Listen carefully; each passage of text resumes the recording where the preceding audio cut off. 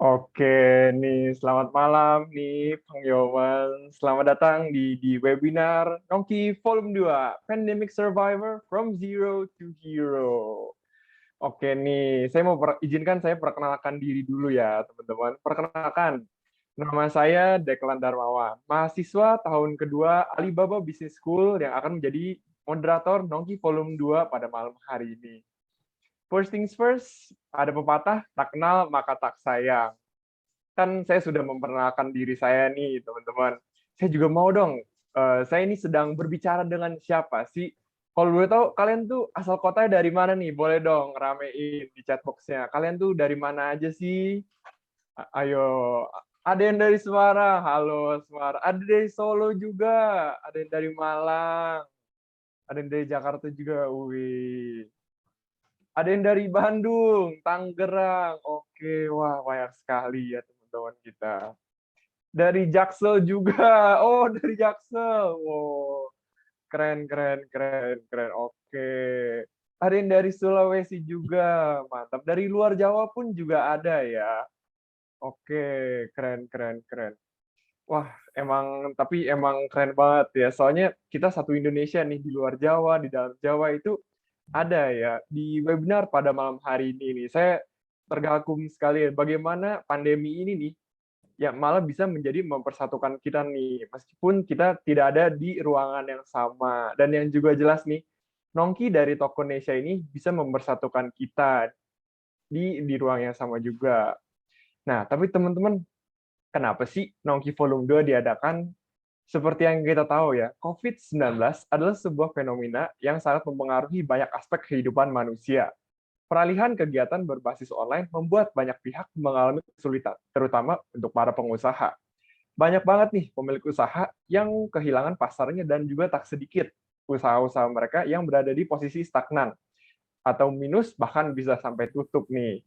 Tetapi ada juga nih pengusaha-pengusaha yang karena kesempatan pandemi ini nih untuk melakukan kegiatan yang sebelumnya tidak bisa dilakukan karena kesibukan mereka, seperti memulai usaha sampingan. Masyarakat memiliki lebih banyak waktu luang dan bisa dialokasikan untuk melakukan hal-hal yang lebih penting hingga muncul tidak sedikit ide bisnis yang bisa juga dieksekusi. Meskipun demikian, masih banyak juga masyarakat yang memiliki kekhawatiran untuk mengambil langkah.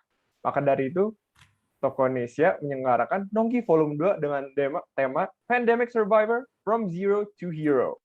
Talk show ini bermaksud untuk membagikan terobosan-terobosan baru dalam melakukan bisnis di tengah pandemi.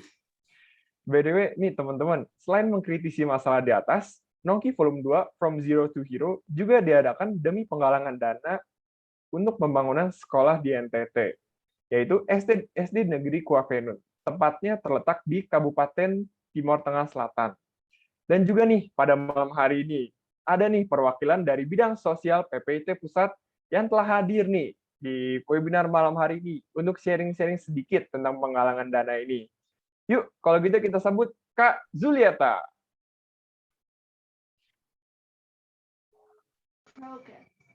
Halo, kedengeran nggak ya suaraku? Halo Kak Zulieta, kedengeran kok, masuk. Oke. Halo. Oke. Oke, mungkin Kak Zulietanya sedang mempersiapkan ya presentasi atau sharing-sharingnya. Oke, udah balik lagi. Oke, halo Kak Zulieta. Ini ya, Kak. Oke, boleh. Langsung, silakan.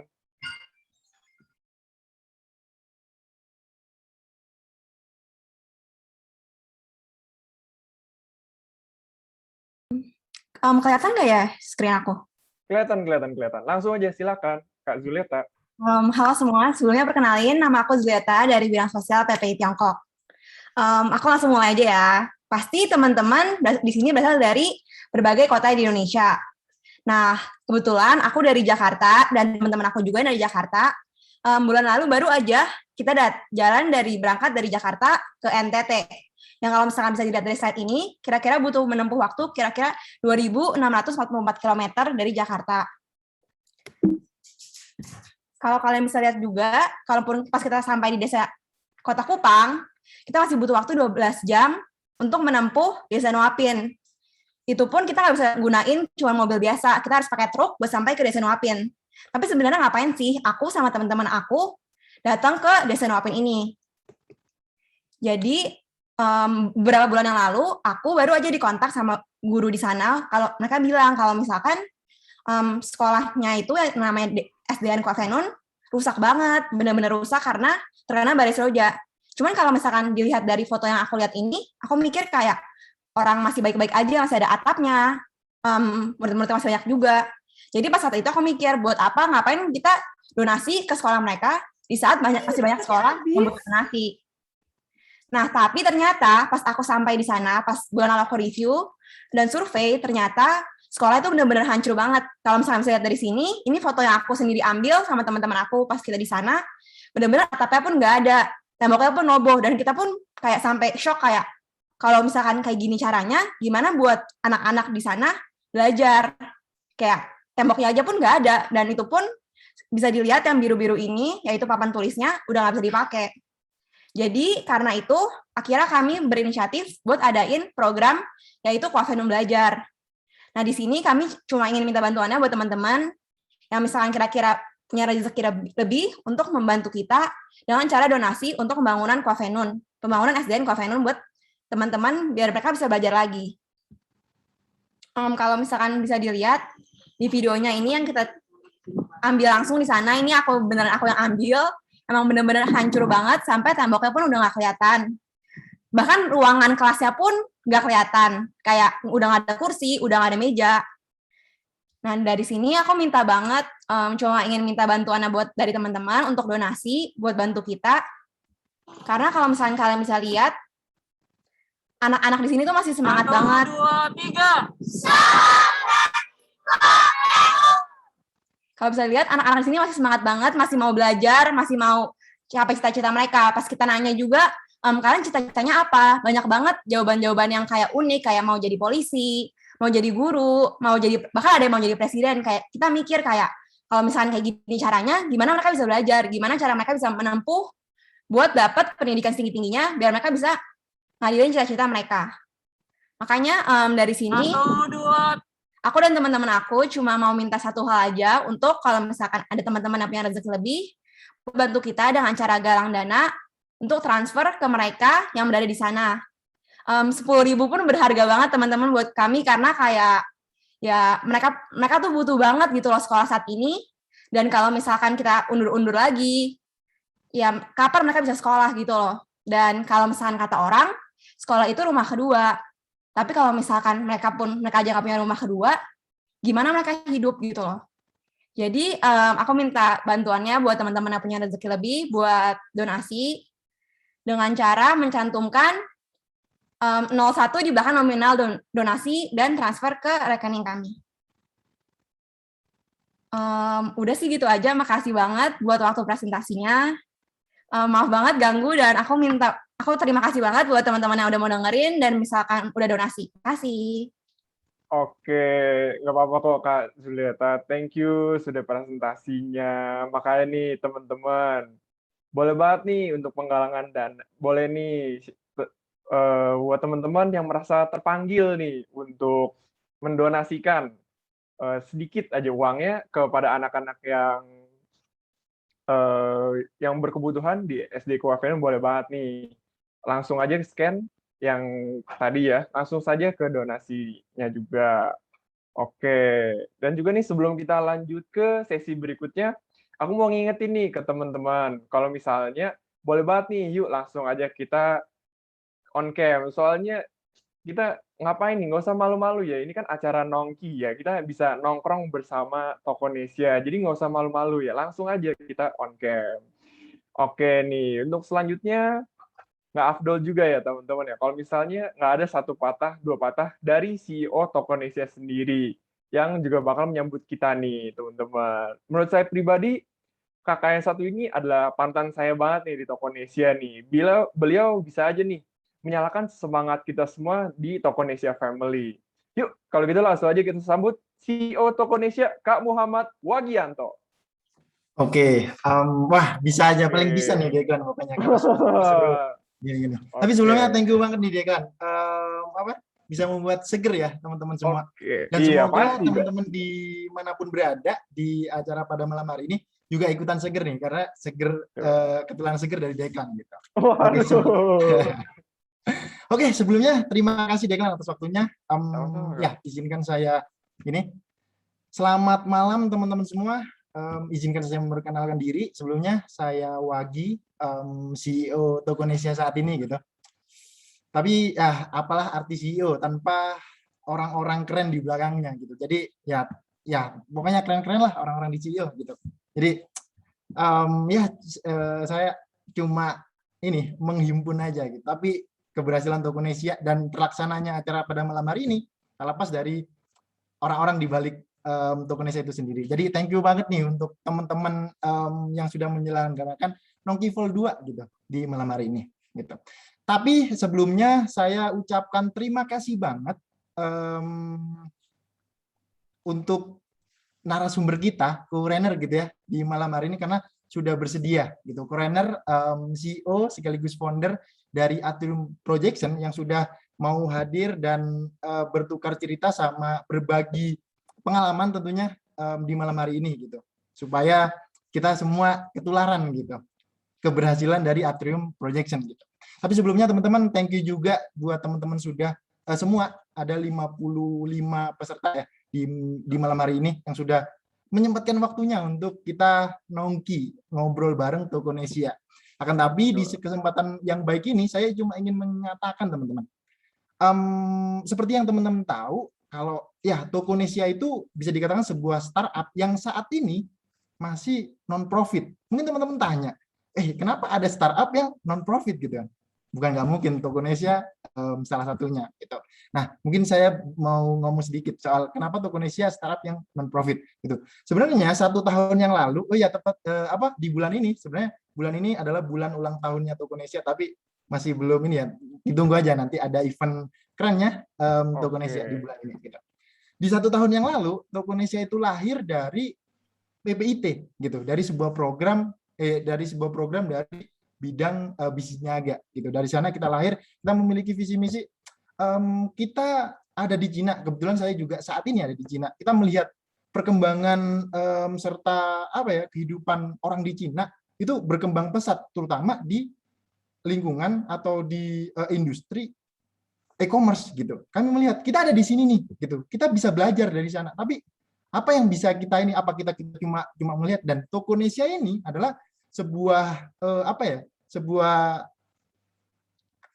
tindakan yang kita berharap kita sudah bisa melihat, kita sudah bisa belajar, dan nggak cuma gitu doang gitu, tapi kita juga bisa mencuri dan kemudian kita kasih ke Indonesia gitu. Jadilah Tokonesia waktu itu 1 tahun yang lalu, yang mana seperti yang teman-teman tahu, kita di Tokonesia nggak mengutamakan melulu soal profit, akan tapi Tokonesia bisa diharapkan bisa jadi sebuah wadah untuk teman-teman kita bersama-sama menyumbang ide, kita mengebikin.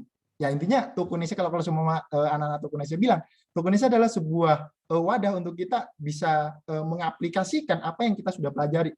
Dengan harapan nanti ketika kita sudah bermasyarakat gak lagi belajar di Cina, di Indonesia, kita bisa curi tuh sebanyak-banyaknya dan kita aplikasikan di Indonesia. Jadi seperti itu. Jadi harapannya ya Tokonesia bisa menjadi seperti itu. Jadi siapapun dan dimanapun itu teman-teman, kalau seumpama punya ide dan apapun itu, mau diskusi dengan bisa dengan bebas gitu, sampaikan ke teman-teman yang ada di Tokonesia.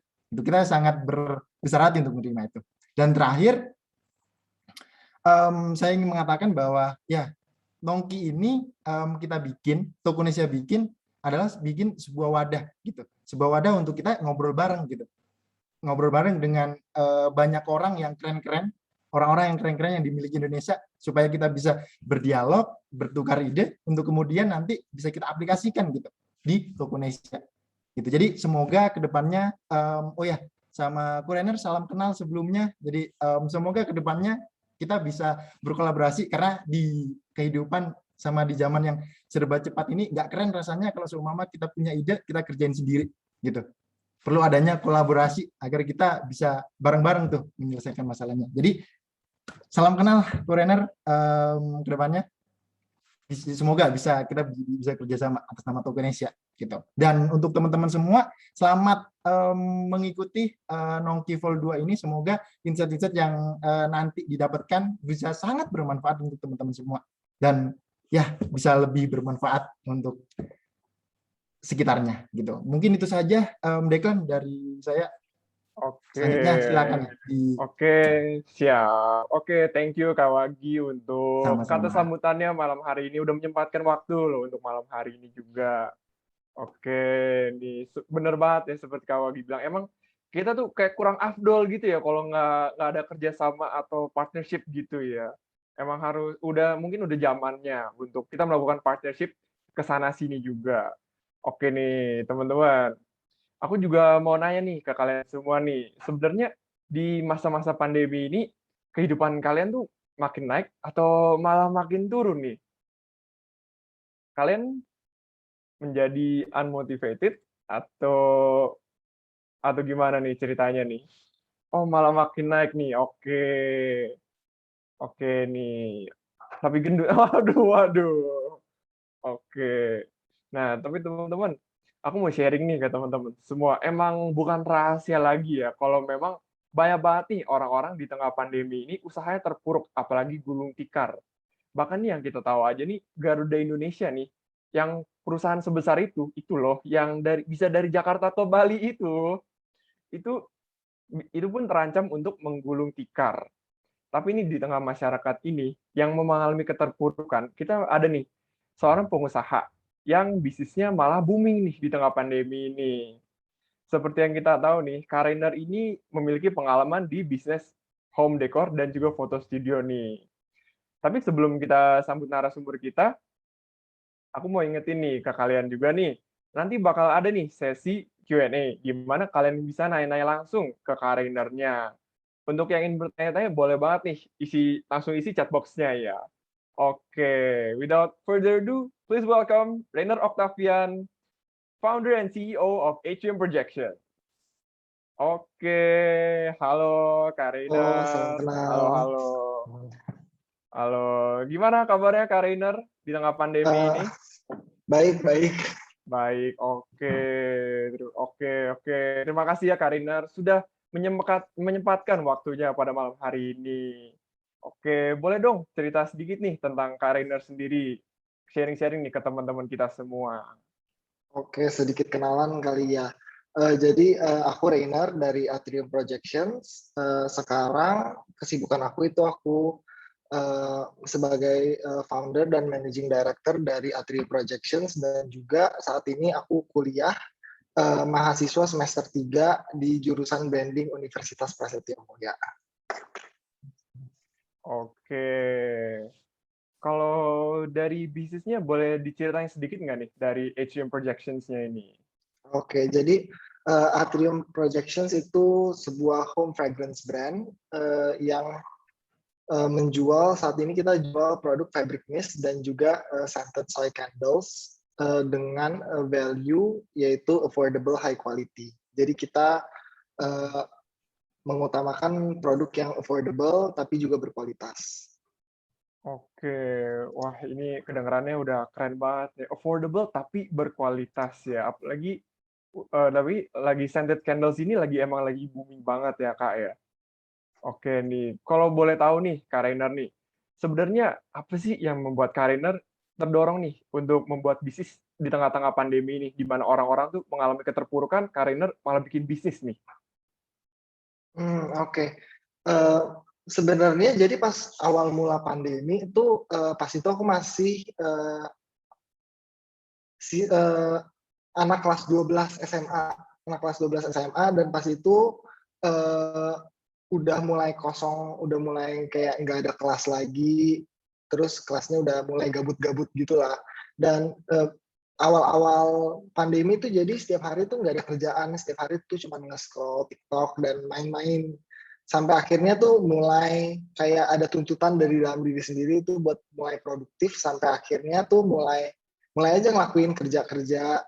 Pas itu mulai kerja creative industry kayak macam agency gitulah. Tapi akhirnya gara-gara ngelihat ada banyak waktu luang tuh akhirnya mutusin buat bikin bisnis, buat coba aja bikin bisnis gitu. Oke, oke. Terus yang membuat Kariner yakin nih untuk merealisasikan bisnis ini itu apa sih, Kak? Kalau boleh Eh, tahu nih. jadi sebenarnya pas awal buka bisnis itu karena aku ngeliat selama pandemi itu kuliah kan jadi offline kan, terus baru masuk kuliah belum hektik-hektiknya, jadi aku eh, bingung gitu di rumah mau ngapain, kayak nggak ada kesibukan gitu. Tugas kuliah juga gara-gara eh, kuliahnya offline, nggak ada ngabisin waktu buat transport, buat segala macem. Jadi akhirnya aku gunain tuh waktu luang itu buat coba-coba bikin bisnis. Gara-gara aku ngeliat juga kayak di awal membuat bisnis kita kan butuh banyak waktu ya, butuh banyak waktu. Jadi eh, kalau misalnya aku nggak mulai pas pandemi dan setelah pandemi itu pasti udah nggak bakal sempet, gara-gara pasti banyak kegiatan di kuliah dan kegiatan-kegiatan lainnya. Jadi eh, coba dijalanin aja sih selagi ada kesempatan. Terus kalau aku juga ngelihat bahwa kalau misalnya kita mulai berbisnis setelah kuliah, tanggung jawab yang kita punya juga semakin besar. Sementara kalau sekarang aku mulai, eh, tanggung jawab aku tuh masih kayak beberapa masih dibantu oleh orang tua. Jadi aku punya tanggungan yang masih bisa di cover oleh orang tua saat itu. Sementara kalau kita mulai setelah kuliah, jadi lebih besar bebannya, dan kayak kalau misalnya bisnis kita gagal, masalah yang kita hadepin bakal lebih berat sih. Soalnya kan kita punya tanggungan kita sendiri gitu loh. Jadi kayak gak ada yang bisa nanggung kita lagi selain diri kita. Oke, berarti yang saya tangkap tuh emang inisiatif sendiri itu ya, supaya buat yakin gitu realisasikan bisnis ini, benar ya Kak ya? Iya benar. Oke, kalau boleh tahu nih, ini kan Atrium Projections ini kan udah gede banget nih Kak. Yang aku dengar tuh sampai udah gede banget, sampai udah nge-endorse ke beberapa artis gitu ya. Nah, terus tuh kalau dibalik sebuah bisnis yang gede ini, seberapa penting sih sebuah bisnis plan itu kayak mastermind di balik bisnisnya ini? Terus juga gimana sih caranya supaya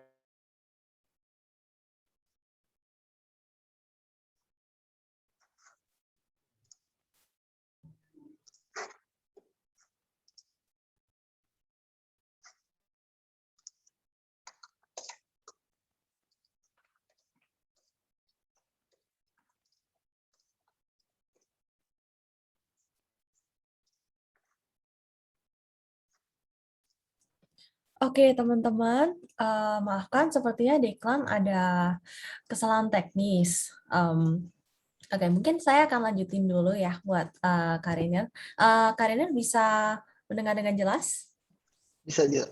Oke, halo Kariner, perkenalkan saya Lucia, saya temannya di iklan. Halo, iya. Oke, jadi seberapa penting sih bisnis plan? Lalu kayak ada nggak Kak tips untuk bikin bisnis plan ini agar berjalan sesuai dengan pandemi nih? Maksudnya situasi di pandemi. Soalnya kan semuanya serba nggak menentu kan? Oke.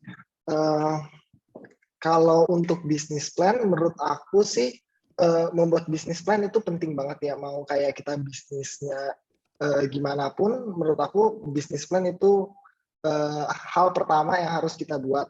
Soalnya tuh pertama kalau misalnya kita bisnis mulai dengan mencari investor, itu penting banget bisnis plan. Bahkan itu suatu hal yang wajib, gara-gara bisnis plan itu kan buat kita ngasih tahu tentang bisnis kita juga kan ke investor.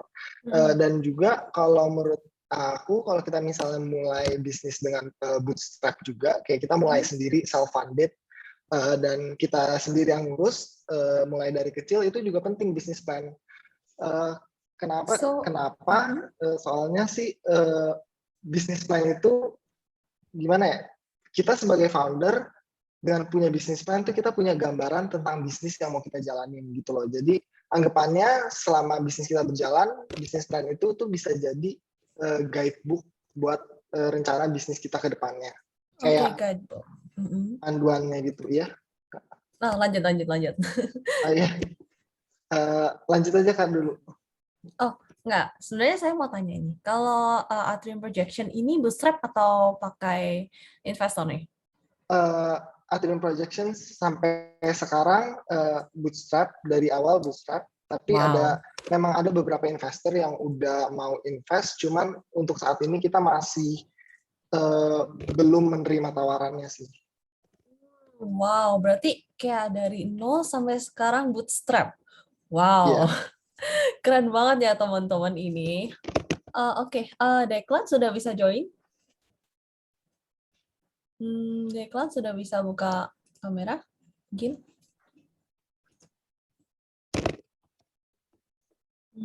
Oke, oke, Declan sudah bisa ya. Oke, Kak Rainer kembali ke Declan ya. Nice to meet you, Kak Rainer. Seperti itu. Oke, maaf ya Kak Rainer ya. Memang tadi ada gangguan di WiFi saya. Maaf. Iya, nggak apa-apa. Oke. Tadi Kak Feoni sudah nanya apa saja ya, Kak? Kak Lucia sudah nanya apa saja ya? Tentang seberapa penting bisnis plan sih, dan Oke, tentang Atrium itu bootstrap bootstrap atau atau oke. invest. Oke. Jadi dari oke. Kalau gitu saya mau lanjut tanya aja ya. Sebenarnya kan di era new normal ini nih, banyak banget yang mengalami keterpurukan. Ada juga yang bahkan mengalami kayak misalnya yang saya sebut tadi loh, ada juga perusahaan besar yang malah mengalami kebangkrutan. Sebenarnya gimana sih cara beradaptasi dalam berbisnis di era new normal ini? Oke. Kalau untuk beradaptasi berbisnis di era new normal ya, sebenarnya kalau beradaptasi di era new normal, Atrium nggak gitu mengalami, soalnya malah Atrium tuh berdiri di tengah pandemi kan ya, jadi malahan kita adanya pas lagi masa-masa new normal tuh Atrium baru lahir gitu loh. Palingan sih malahan kita sekarang beradaptasi untuk semuanya kembali ke offline. Cuman dari yang aku lihat, perbedaan dari Atrium dengan bisnis-bisnis yang sebelumnya, yang pernah aku jalanin, itu kalau penggunaan social media dan digital marketing sih. Karena untuk saat ini,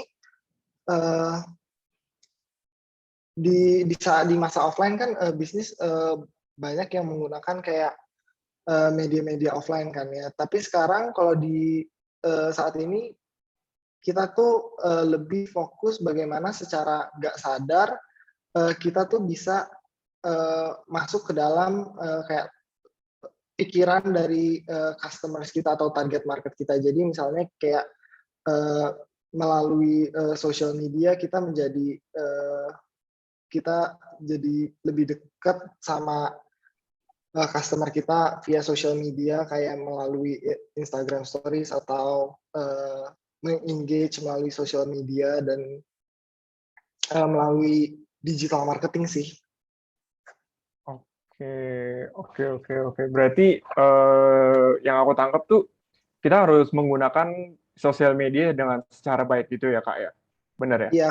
Iya, karena selama pandemi ini orang-orang juga makin banyak yang pakai sosial media, dan ketika mereka sedang bosen, mereka tuh larinya semua ke sosial media. Jadi kayak itu salah satu cara terbaik buat kita tuh untuk reach mereka gitu loh. Oke. Iya sih, benar sih. Kalau tanpa sosial media, orang-orang juga nggak tahu apa itu Atrium Projections ya. Iya, Iya. benar. Iya, soalnya nggak mungkin ya. Kak Rainer tiap hari bawa lilin, keliling, ketok-ketok satu-satu kan nggak mungkin ya. Oke nih, terus juga trik marketing dari Atrium Projections ini apa sih? Apakah ada trik-triknya tersendiri kah? Kira-kira yang bisa menjadi insight nih buat kita semua. Ada nggak tuh, Kak?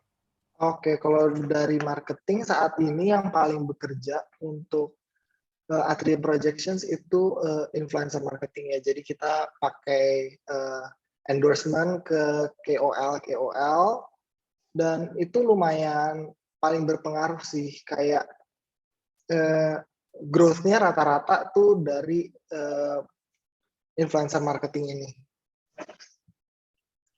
Oke, berarti emang seorang influencer ini aja tuh memang bisa berdampak sekali ya buat orang-orang ya.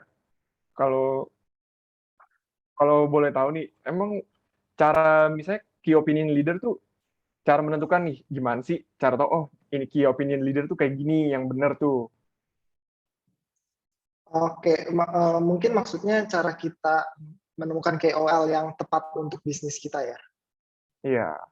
Oke, jadi kalau KOL tuh untuk setiap bisnis yang aku lihat tuh beda-beda. Jadi yang pertama kita harus tahu tuh bahwa key opinion leader misalnya yang lagi booming aja deh, misalnya Rachel V-nya. Misalnya Rachel V-nya dia kan influencer dan bisa dibilang sekarang salah satu yang paling lagi naik daun kan ya.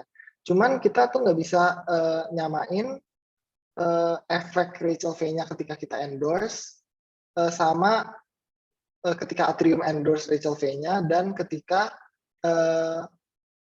clothing brand nge-endorse Rachel V-nya gitu. Jadi kayak setiap KOL tuh punya dampak yang berbeda-beda karena personality dia sebagai personal branding dia juga beda-beda kan di mata audience. Jadi yang pertama tuh kita harus ngelihat dulu dia tuh sebenarnya fokusnya tuh ke apa nih? Apakah dia yang lebih cocok untuk mempromosikan barang-barang lucu dan yang berhubungan dengan rumah, atau dia tuh orang lebih ngeliat dia sebagai influencer yang fashionable atau yang senang traveling gitu.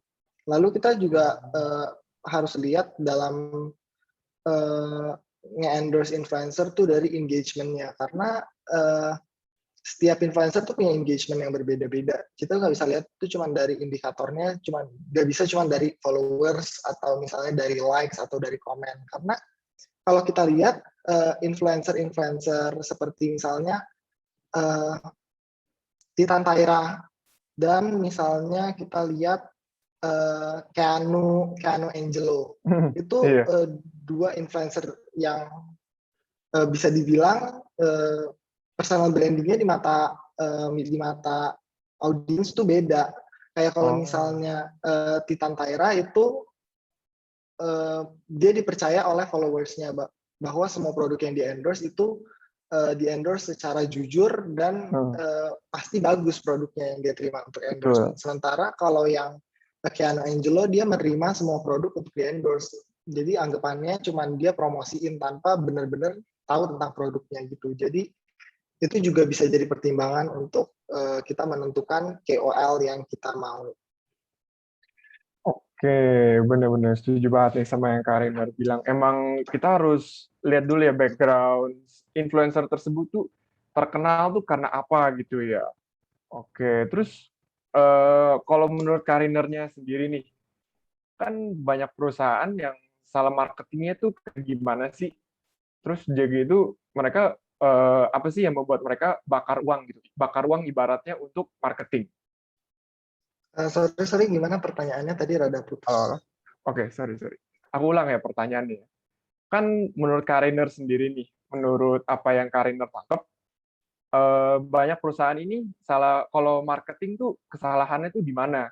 Terus juga yang membuat mereka bakar uang, ibaratnya bakar uang untuk marketing tuh kayak gimana sih? Oke. Sebenarnya kalau dalam marketing itu kalau masalah boncos atau enggaknya itu banyak banget sih kayak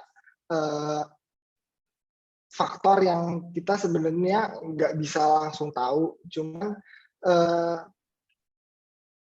itu lebih ke kayak terkadang tuh ketika kita endorse, misalnya kita melakukan bukan selalu endorse sih, cuman lebih ke kayak kita melakukan marketing, kadang tuh hasilnya nggak langsung kelihatan gitu loh. Jadi kayak dan terkadang orang tuh nganggap itu sebagai boncos. Tetapi sebenarnya dalam proses pembelian yang dilakukan oleh customer kan itu ada banyak tahap kan ya, dari awareness, terus aku lumayan lupa tahapannya, cuman kayak Oke. intinya dari awareness jadi conversion, terus kayak mengarah ke sales gitu. Nah, banyak banget orang-orang tuh yang kayak fokus pada misalnya simpelnya di endorsement itu mereka tuh terlalu fokus ke awareness, tapi mereka nggak ngelakuin upaya-upaya lainnya seperti misalnya mereka convert itu jadi sales, terus jadi customer loyalty dan segala macam. Jadi mereka terlalu fokus kepada satu tahap dan mereka tuh nggak melakukan upaya lain untuk nge-convert awareness yang mereka dapatkan. Jadi kebanyakan sih yang berdasarkan pengalaman aku banyak strategi marketing yang udah diimplementasiin tapi gagal gara-gara gagal nge-convert itu melalui tahap-tahapan marketing yang ada sih. Oke, berarti emang tergantung juga ya. Kita harus benar-benar lihat dulu ya orang sebenarnya tuh boncos atau enggak itu kita juga nggak terlalu kelihatan di awal-awal apakah bakal boncos atau enggak ya. Soalnya kita juga nggak bakal tahu outcome-nya bakal kayak gimana ya Kak ya. Iya, Iya. benar. Jadi Oke. kayak cara paling baik sih kita kasih upaya yang paling bagus dan coba aja ngelakuin. Dan kalau bisa kita juga ya riset-riset dari apa yang udah dilakuin. Misalnya ada brand lain yang melakukan hal serupa, ya kita juga belajar lah dari pengalaman mereka. Kita lihat apakah strategi marketing itu yang mereka udah lakuin tuh berhasil atau enggak gitu sih. Oke. Wah, ini emang insightful banget ya dari Kak Rainer ini ya. Tapi aku mau tanya lebih lagi nih tentang Atrium Projections ya ini nih. Kalau boleh tahu nih, sekian dari banyak industri yang Kak Rainer bisa lakukan bisnis, Kak Rainer sendiri kenapa sih pilihnya lilin atau emang dari dulu ada background bisnis aromaterapi gitu? Oke, sebenarnya kalau dari kenapa mulai jualan lilin, itu sebenarnya pertama kali aku kepikiran untuk memulai bisnis lilin itu karena pas itu aku tuh tinggal sendiri di kamar yang bisa dibilang tuh rada apek, gimana ya, Waduh. rada bau apek gitu gara-gara rada lembab. Jadi solusi yang aku cari pas itu tuh adalah untuk pakai scented candle dari salah satu brand impor lah yang kayak terkenal banget sama candlenya. Tapi kayak beberapa lama aku pakai tuh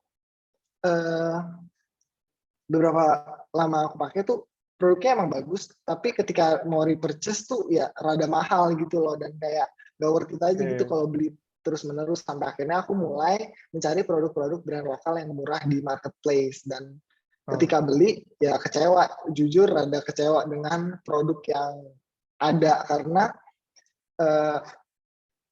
ketika dibandingin sama produk yang produk impor itu ya kualitasnya beda jauh. Sampai akhirnya kepikiran buat kenapa nggak coba aja membuat produk scented candle sendiri yang harganya murah tapi kualitasnya bagus. Karena saat itu aku nggak ngelihat, udah search di marketplace di mana-mana, tapi aku nggak bisa menemukan yang sesuai dengan ekspektasi aku. Dan ketika aku dive deeper into the industry, aku mulai pelajarin tentang scented candle ini bagaimana. Terus ternyata, dan kayak aku trial selama beberapa bulan, selama 4 bulan pas itu aku trial untuk membuat produk scented candle, dan ketika berhasil membuat sampelnya, aku ngelihat bahwa produknya benar-benar bagus nih. Sampai akhirnya ya udah aku jadikan itu sebagai bisnis dan jalan sampai saat ini. Oke, berarti apakah dari awal-awal sudah ada riset dulu kah atau misalnya atau langsung oh yaudah kayaknya aku suka nih sama scented candle, kayaknya ada orang juga yang bakal suka gitu atau gimana tuh Kak? Sebenarnya dari awal udah ngeliat sih kayak market scented candle di Indonesia tuh growing, dan kayak belum ada market leadernya. Terus kayak jadi aku pikir ya cobalah, siapa tahu dengan aku bikin Atrium Projections ini bisa jadi market leadernya. Tapi kayak dengan visi aku sebesar itu untuk menjadi market leader di industri home fragrance ini, pastinya habis itu aku mulai dengan riset-riset yang aku lakuin sih, biar kayak yakin aja bahwa produk aku tuh emang layak untuk menjadi market leader dan jadi kayak top of mind masyarakat, dan emang produknya tuh benar-benar bagus. Jadi kayak aku nggak sekedar ngejual barang begitu aja, tapi aku juga ngasih kualitas dan menyelesaikan masalah yang dialami mungkin sama home candle enthusiast gitu sih. Oh, ya, oke. Emang bener sih Kak. Saya lihat yang di mall-mall itu kayak satu lilin aja bisa berjuta-juta gitu. Kayaknya kalau sekali beli aja udah mikir berkali-kali ya. Emang untung aja ada Atrium Projections ini ya. Iya. Oke. Terus kalau boleh tahu nih, waktu awal-awal atau selama melakukan bisnis Atrium Projections ini, udah mengalami tantangan apa aja nih selama melakukan bisnis Atrium Projections? Oh, kalau tantangan sih banyak banget. Setiap hari, setiap minggu itu pasti ada tantangan baru aja yang muncul. Cuman kalau tantangan yang cukup besar tuh mungkin di awal-awal berjalannya Atrium Projections, kendala yang aku alamin tuh di masalah kapasitas produksi dan resources gitulah. Jadi pas awal aku ngebangun Atrium Projections, aku tuh udah aku orangnya kalau dalam berbisnis aku tuh lumayan optimis. Jadi kayak aku selalu melihat kemungkinan terbaik yang bakal terjadi. Cuman pas itu ada banyak orang yang kayak lumayan gak yakin nih dengan bisnis candle, apakah candle bisa rame segala macem dengan kayak kompetitor yang sangat banyak. Sampai akhirnya tuh aku mulai ya udah aku jalanin aja dari yang tadinya aku tuh optimis banget sampai mau nyiapin semuanya sampai jadinya aku tuh start small, bener-bener start small di rumah orang tua aku pas itu. Jadi kayak kita ngejalanin aja walaupun udah tahu nih misalnya kayak kira-kira di bulan segini tuh bakal meningkat nih salesnya, terus gimana tapi kita tetap jalanin aja sampai akhirnya udah nyampe titik puncak, tapi kita tuh belum punya tempat di mana kita bisa menaikkan kapasitas produksi kita sampai kayak pas lebaran sih puncaknya. Jadi tiba-tiba Atrium Projections salesnya selama lebaran tuh naik sampai sekitar 1000%. Dan pas itu kita nggak bisa, iya sampai 1000%. Tapi kita hanya bisa batasin sampai 1000%. Jadi sebenarnya itu dari demand-nya itu bisa lebih lagi, cuman kapasitas produksi kita cuma bisa convert yang jadi sales tuh 1000% dari sebelumnya. Jadi growth-nya Atrium tuh nyangkut di sana. Jadi kayak seharusnya kita bisa grow lebih, tapi cuman terbatas gara-gara kita nggak bisa produksi banyak. Nah itu salah satu kendala yang menurut aku lumayan susah sih, gara-gara itu benar-benar nahan growth kita dan cuman sampai situ-situ doang jadinya. Oke, terus oke, berarti aku lihat Kak Rainer berarti udah mulai dari nol banget ya Kak, bener gak tuh? Kayak bener-bener soalnya tadi kan juga Kak Rainer juga bilang dari bootstrap ya. Iya benar, dari bootstrap. Oke, terus kalau boleh tahu nih, yang paling berkesan nih waktu awal-awal bikin bisnis nih, kayak waktu mulai dari nol tuh apa sih pengalaman yang paling berkesan? Pengalaman yang paling berkesan. Kalau pengalaman yang paling berkesan tuh mungkin apa ya? Mungkin punya karyawan pertama kali ya. Wow. Iya sih, pas itu kayak Kenapa tuh? pas punya karyawan pertama tuh senang aja gitu. Kalau orang kan dulu pas mulai bisnis suka ngomongnya kayak ya mau buka bisnis biar bisa buka lapangan kerja. Terus kayak pas Ah, punya karyawan pertama tuh jadi kayak wah gue udah bisa membuka lapangan kerja nih. Gue udah kayak wah gue bisa membantu hidup orang lain gitu sih. Paling itu. wih, keren, keren, keren. Memang tujuan bisnis tuh begitu ya. Kita harus membuat lapangan kerja buat orang lain gitu, benar ya Kak ya. Terus Kak Rainer yang dulu nih, Kak kan ada Kak Rainer yang sebelum memulai bisnis dan Kak Rainer yang sekarang. Apa sih yang membedakan Kak Rainer yang dulu dan Kak Rainer yang sekarang nih? Dari nol sebelum memulai bisnis sampai ke sekarang, Atrium Projection sudah sebesar ini. Hmm, yang membedakan Rainer yang dulu dan yang sekarang. Eh, mungkin dari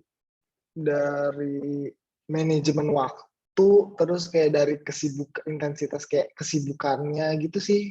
Kalau kalau dulu kan belum gitu ada kesibukan, jadinya ya udah gabut-gabut, kadang main-main dan punya banyak banyak waktu luang aja. Kalau sekarang mungkin kayak gimana ya, mau main-main aja tuh kadang harus mikir 2 kali gitu, apakah main-main ini dibutuhkan di saat ini atau Oke. jadi lebih bisa manage waktu aja sih. Dan kayak sekarang eh, kalau ngelihat diri sendiri lagi jadi kayak sekarang tuh punya banyak banget tanggung jawab, sementara dulu tuh kayak ya udah hidup aja happy happy gitu. Oke. Berarti emang time management tuh penting banget ya. Harus ada karir juga kuliah, ada juga bisnis, ada juga waktu untuk keluarga, terus ada juga work life balance sebenarnya kayak. Iya, dan kayak itu lumayan susah sih sebenarnya ngebalancein itu semua. Itu kayak struggle banget. Cuman perlahan belajar sih sampai akhirnya kayak lumayan bisa manage itu semua. Oke, berarti emang it takes one to know one gitu ya. Jadi emang harus belajar Bener. dulu, terus udah gitu baru paham gitu. Oh caranya begini. Oke, terus kalau boleh tahu nih, menurut Kariner sendiri, sebenarnya what does it take to be an entrepreneur? Kayak apa sih yang membuat seseorang bisa menjadi entrepreneur menurut Kariner? Eh, kalau menurut aku sih itu yang pertama pinter-pinteran kita melihat peluang ya, karena eh, kebanyakan bisnis yang berhasil itu mulai dari sebuah masalah. Dan kayak eh, ketika kayak kita bisa menemukan solusi dari masalah tersebut, itu udah gampang banget buat kita tuh untuk eh, bisa menjadi kayak entrepreneur yang bisa memberi dampak bagi orang lain. Terus menurut aku kayak untuk menjadi seorang entrepreneur kita harus punya jiwa leadership yang tinggi sih, gara-gara uh, kita tuh bakal nge-handle banyak banget kayak karyawan, dan kayak kita harus ya, dan itu suatu hal yang aku bisa bilang lumayan susah, gara-gara kita tuh harus bukan cuman ngatur kerjaan mereka nyuruh-nyuruh, tapi ada banyak banget hal lain yang harus kita manage dari mereka, yaitu motivasi mereka. Terus kayak itu kan berkaitan kan dengan psikologis manusia. Jadi kayak ya itu lumayan uh, susah juga sih, dan lumayan struggle juga buat aku di awal-awal. Tapi kayak ya secara perlahan, jadi kayak kita harus punya jiwa leadership yang kayak biar orang tuh bisa dan mau tuh buat ngikutin kita gitu loh.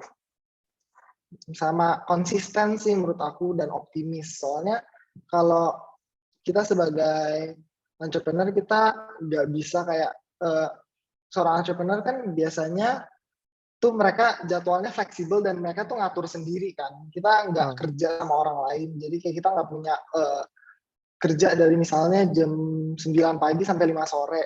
Kayak mhm.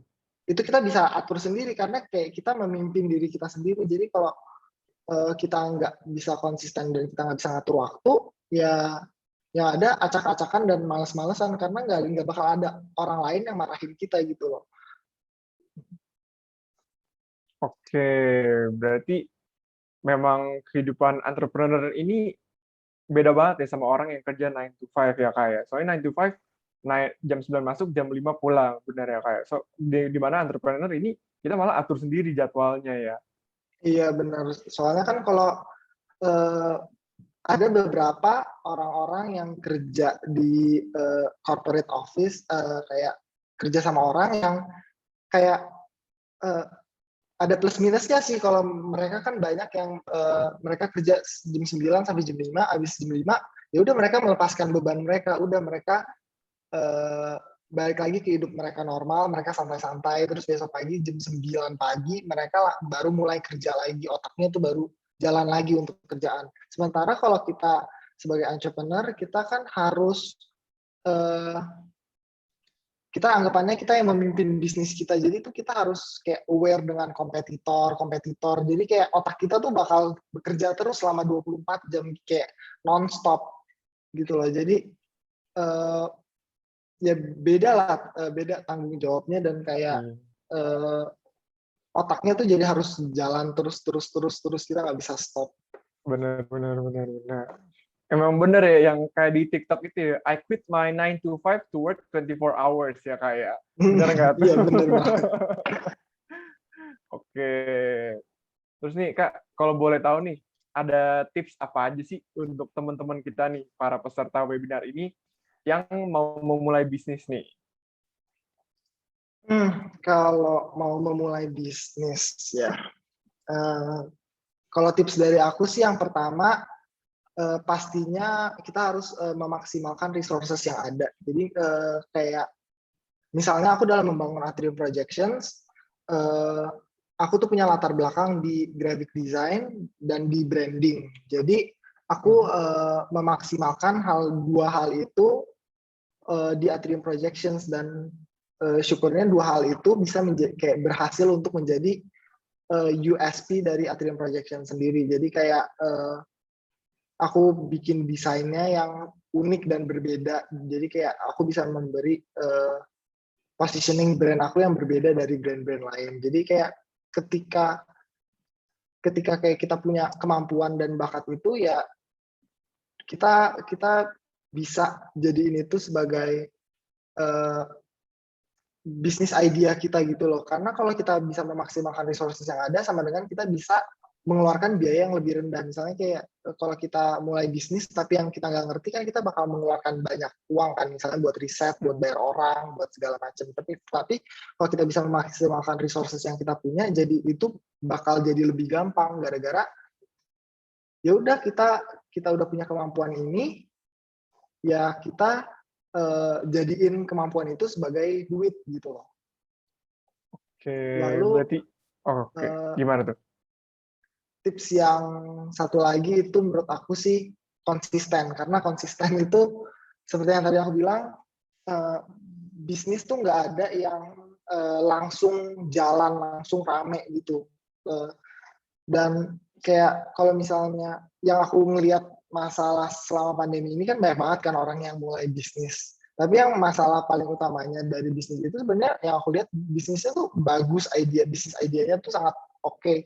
Cuman yang terkendala dari bisnis itu konsistensi gitu loh.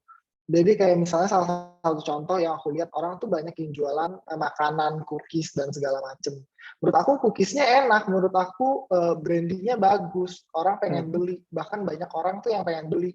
Tetapi kendala yang aku lihat dari bisnis itu tuh, mereka banyak jualannya tuh mereka nggak buka tiap hari, dan mereka cuman kayak buka PO di hari ini, terus tiba-tiba buka PO lagi 4 minggu ke depan, buka PO lagi 2 bulan berikutnya. Jadi kayak mau-mauan dia untuk jualan, sementara kalau dalam jualan kita kan harus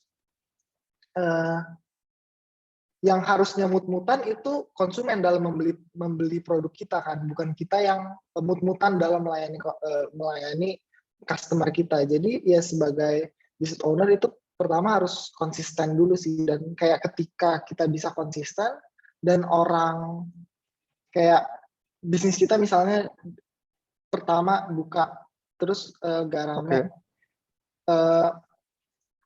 kalau misalnya kita konsisten, kita tuh bisa kayak mencari cara, kita kayak luangin waktu buat cari cara biar orang-orang tuh bisa bisa akhirnya tahu apa yang kita offer, gara-gara bisnis itu tuh nggak bakal, orang tuh sekali lihat langsung beli, kayak influencer kalau jualan. Itu kan banyak yang langsung booming gitu loh. Sementara kalau kita start small, ya kita harus konsisten dalam kayak ngasih konten ke target market kita gitu-gitu, sampai akhirnya dia bisa menjadi konsumen kita. Itu sih. Oke, oke. Wah, ini memang banyak banget ya insight dari Kak Rainer ini. Tapi oke nih, keren. Tapi sebenarnya aku masih penasaran nih dan masih mau ngobrol-ngobrol lagi nih sama Kak Rainer. Tapi aku lihat-lihat banyak banget nih pengjoman kita yang juga udah penasaran nih sama Kak Rainer dan juga mau tanya-tanya lagi nih. Ya kalau gitu kita langsung aja ke sesi Q&A ya Kak Rainer ya.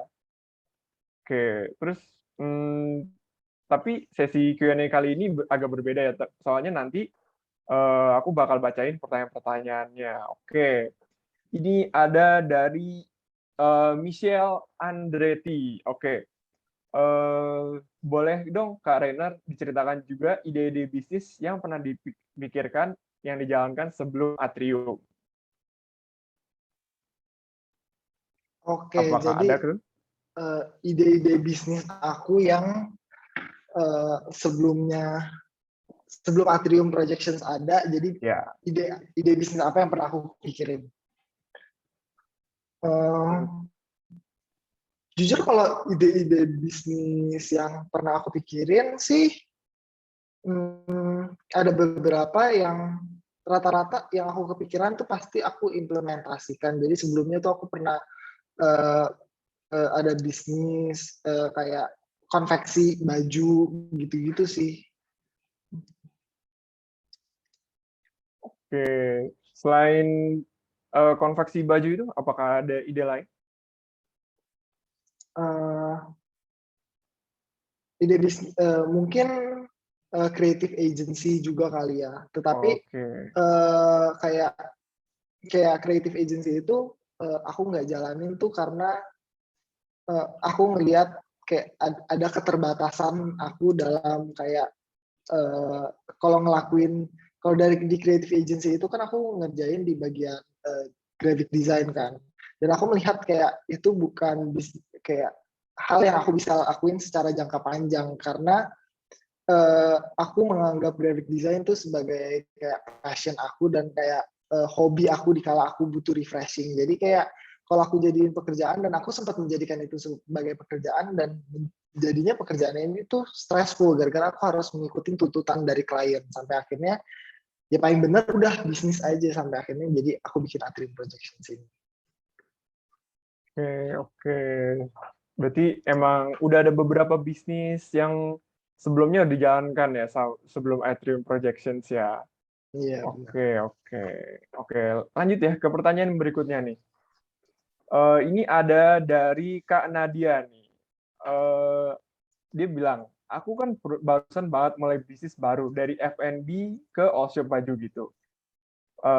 Perasaan kalau dari segi marketingnya kayak di Instagram dan lain udah aman, tapi kenapa kayak penjualan masih turun ya? Kadang sehari ada beberapa orang beli, besoknya cuma satu, bahkan nggak ada. Pernah nggak nih Kak Rainer mengalami hal yang sama, dan metode marketing apa yang kakak berhasil gunain saat jalanin bisnis ini? Oke.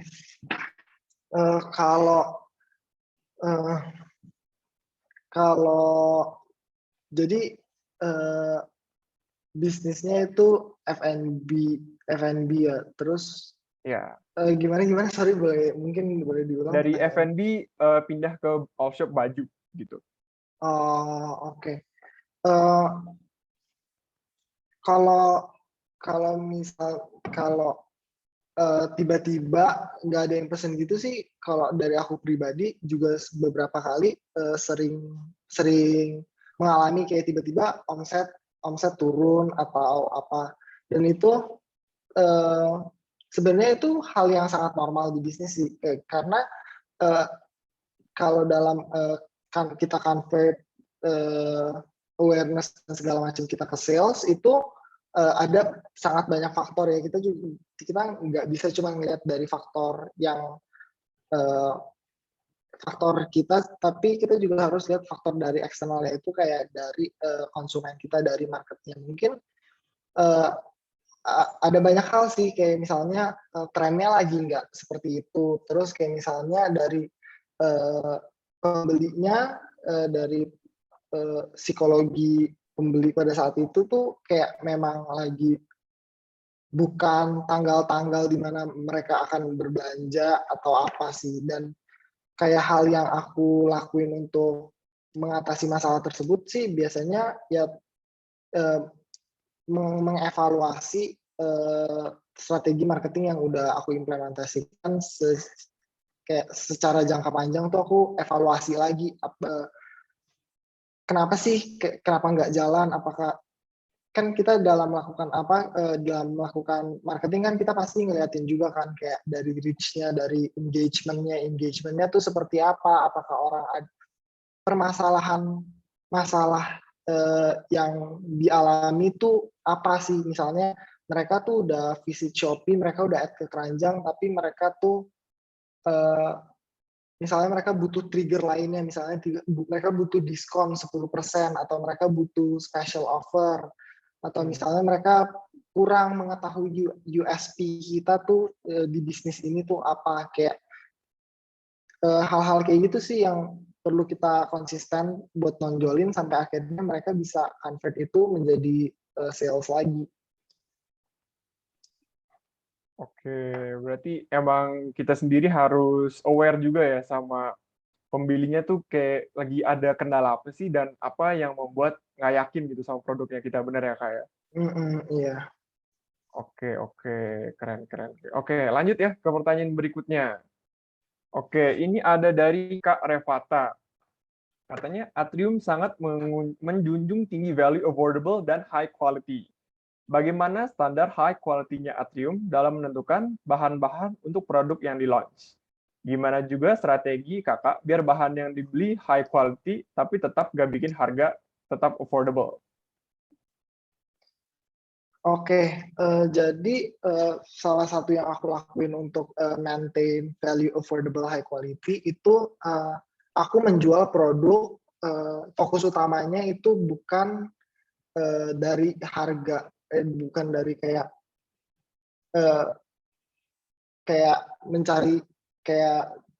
mencari cuan gitu loh, tapi aku cari cuan tuh dengan cara jual banyak kuantitinya. Soalnya dengan kita menjual banyak kuantiti, pertama ya salesnya jadi banyak, sama dengan kayak kita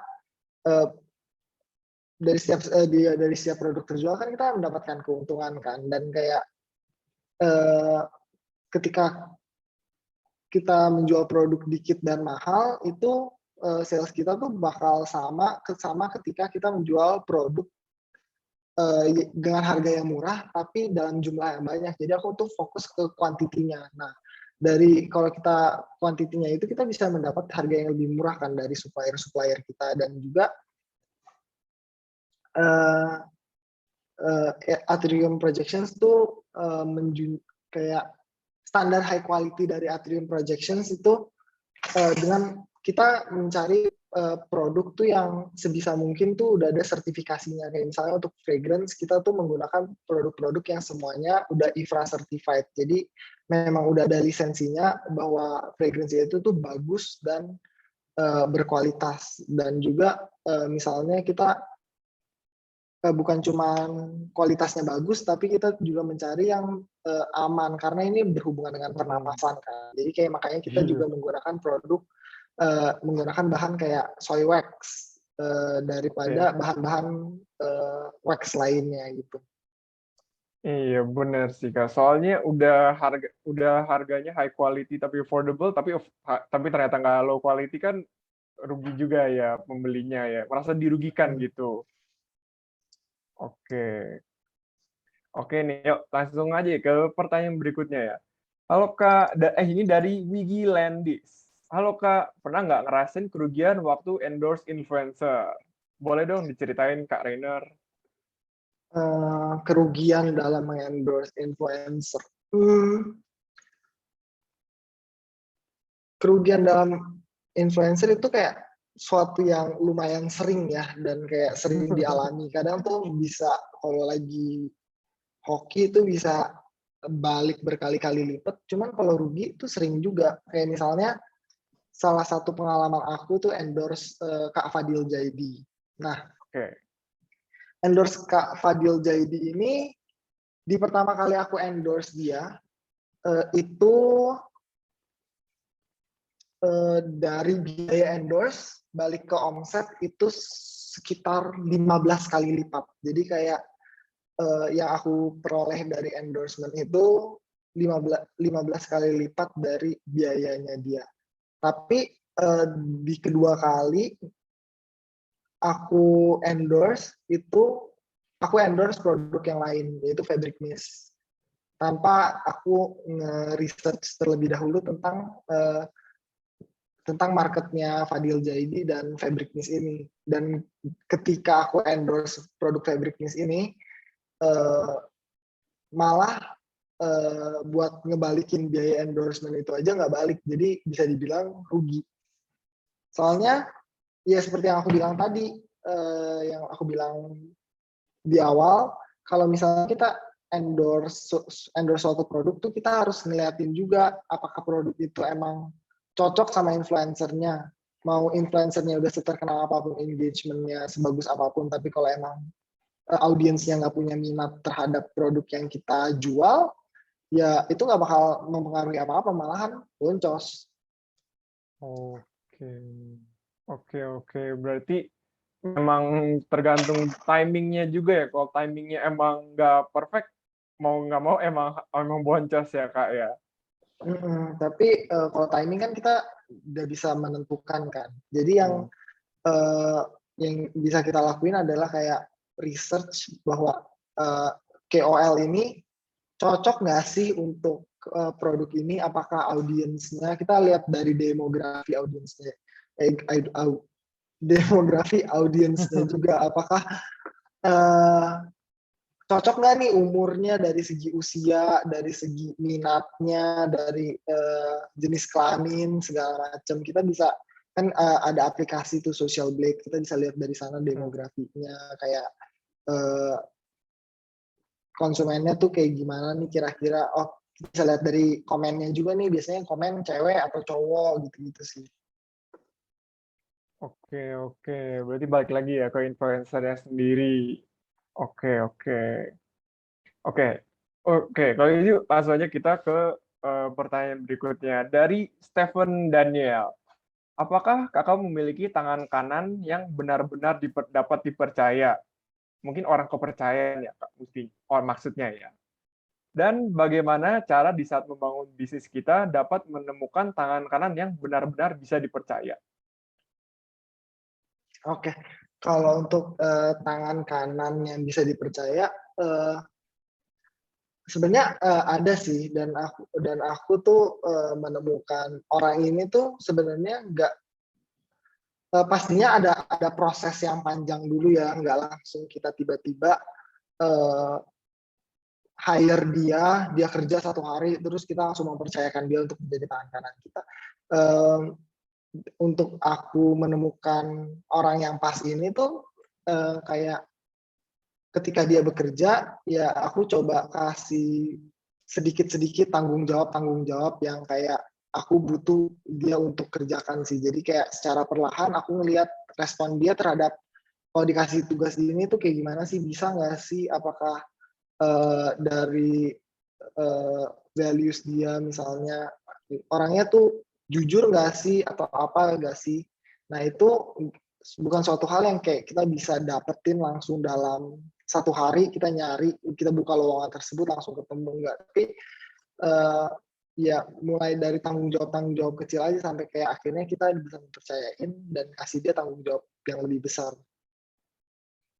Jadi kalau aku sih dia mulai dari karyawan yang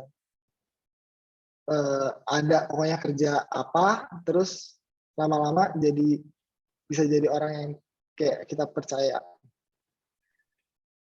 Oke, berarti emang dimulai dari hal-hal kecil dulu ya, sampai akhir-akhirnya bisa nggak sih dipercaya nih ke hal-hal yang lebih besar gitu ya, Kak ya? Mm-mm.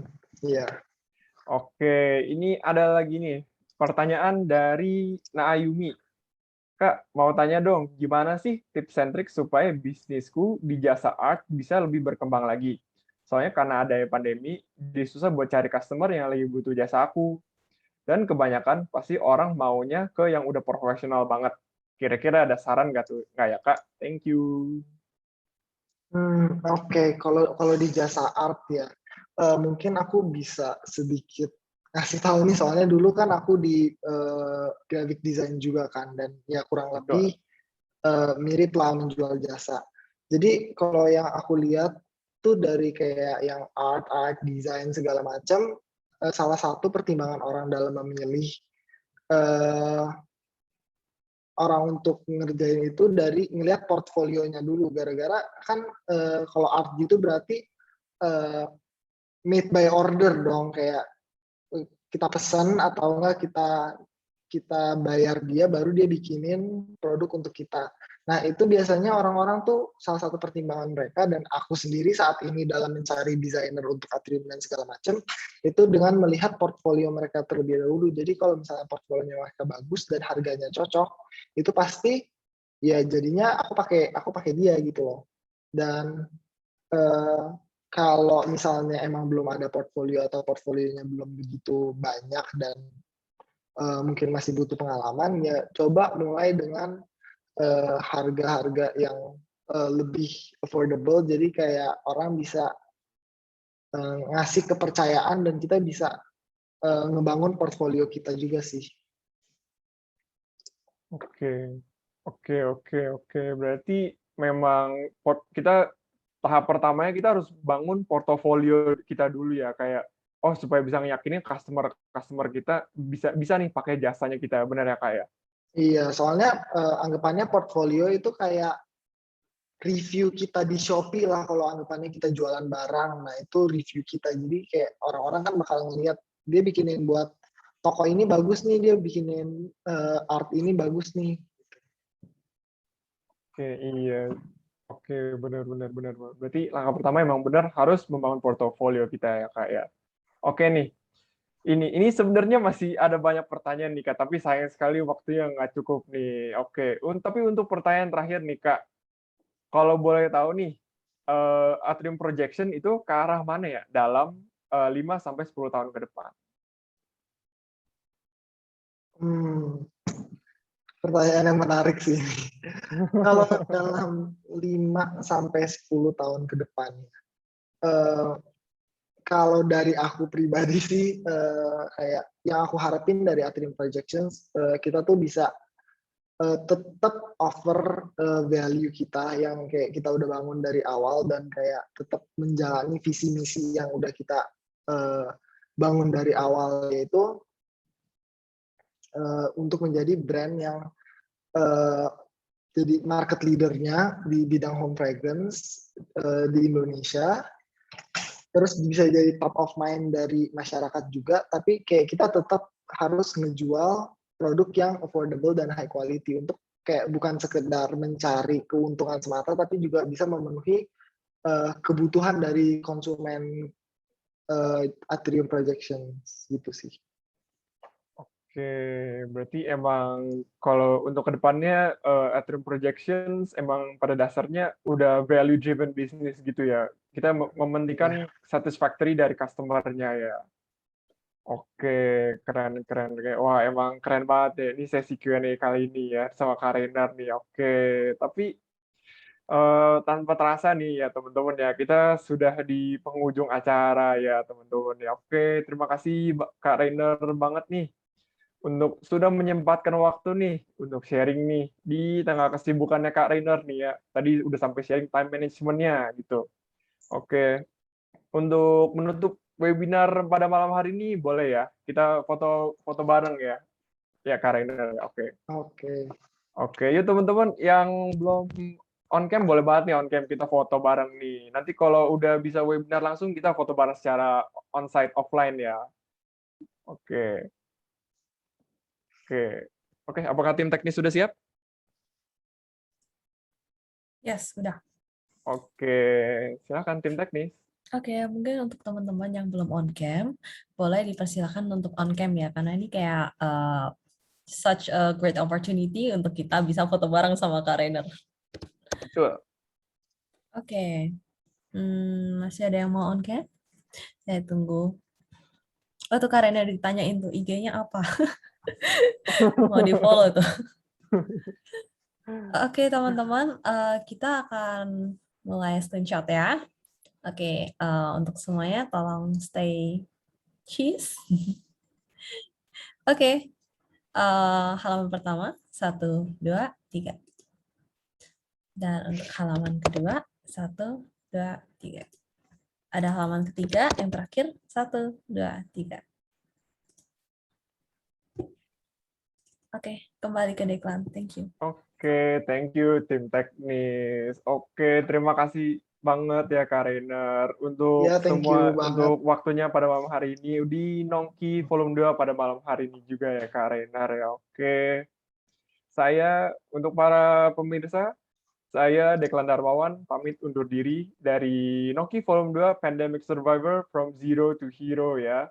Bila ada kesalahan kata maupun hal-hal yang kurang berkenan dalam webinar kali ini, saya mewakili seluruh panitia penyelenggara dan segenap Tokonesia Family, mohon maaf yang sebesar-besarnya kepada kalian.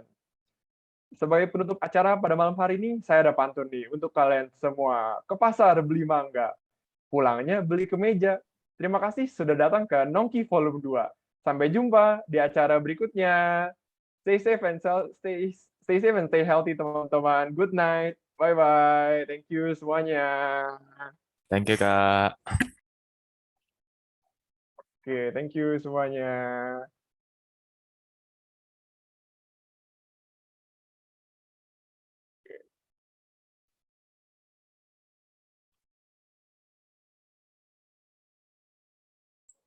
Thank you, Kak Lucia.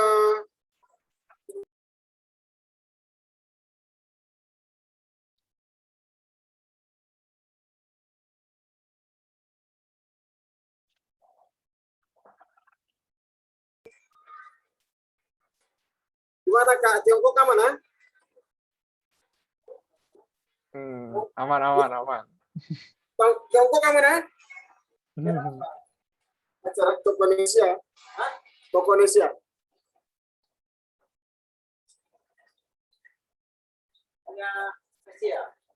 Ya, orang Tiongkok. Oh, jadi itu. Masuk ini orang itu. Nongkrong. Tokonesia.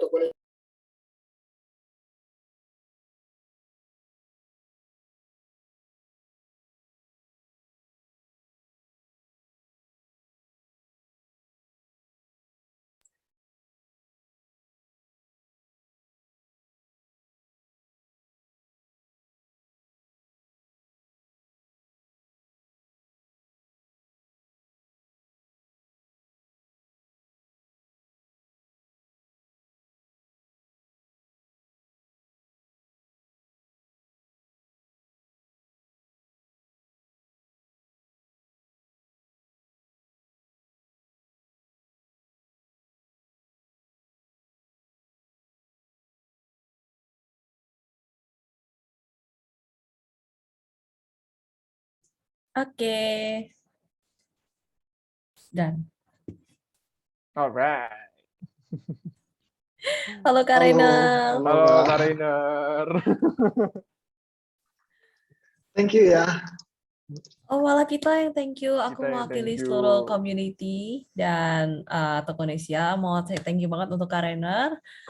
Kayak daging banget sih, Kak.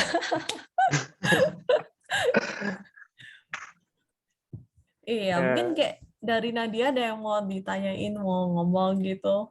Yang Nadia, yang tanya tadi Nadia itu yang Nadia ini. Iya. Oh.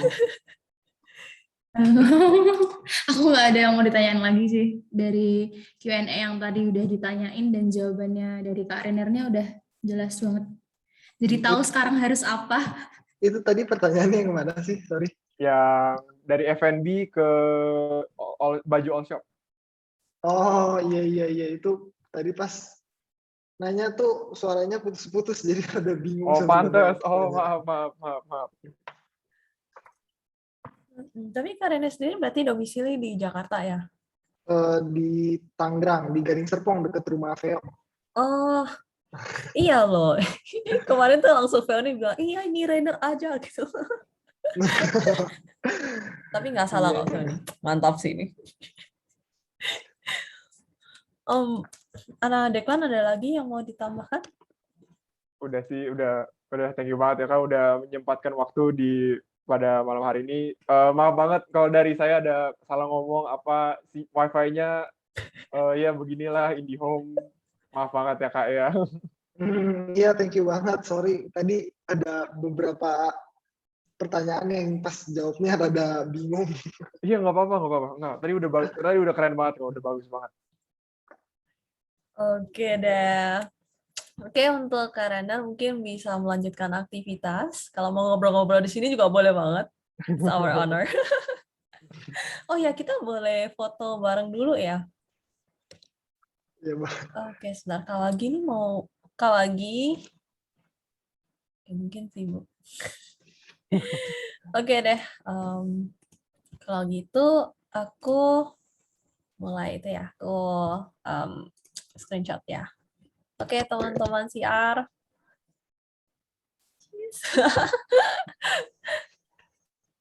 Halo Kak Wagi, mau ikut Halo, Kak Wagi. foto? Sekalian yuk. Oke. Mungkin lagi sibuk, ada meeting lain mungkin. Oke deh. Yuk teman-teman CR sama Kak Rainer. Oke, on the count of 3. 1, 2, 3. Oke, sekali lagi ya. On the count of 3. 1, 2, 3. Oke. Thank you banget Kak Rainer. Oke, thank you Kak Thank you Kak. Have Thank a you great juga Veo udah rest. diundang loh. Thank you, Ray. Keren, bagus banget. Thank you. Oke, Bye-bye. thank you. Bye-bye. Thank you, bye-bye.